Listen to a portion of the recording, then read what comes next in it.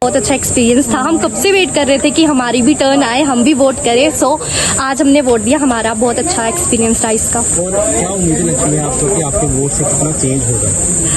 Vote यही हम इसी उम्मीद से आए हैं कि हमारे वोट से कुछ तो फायदा हो हमें, कि स्टडीज में हो गया या हमें कश्मीर वापस भेजे, बहुत अच्छी फैसिलिटीज है। तो इसी उम्मीद से हम आज वोट देने आए हैं कि गवर्नमेंट भी कश्मीरी पंडितों के लिए कुछ सोचे। नए यूथ को क्या मैसेज देना चाहेंगे और भी जो है नए वोटर जो है? हाँ, प्लीज घर से बाहर निकले, छुट्टी का उपयोग करें, यहाँ पे वोट देने आए, क्योंकि जब गवर्नमेंट ने आपको कुछ चीज दी हुई है, कोई रिस्पॉन्सिबिलिटी दी है, प्लीज अपने दिल से निभाएं।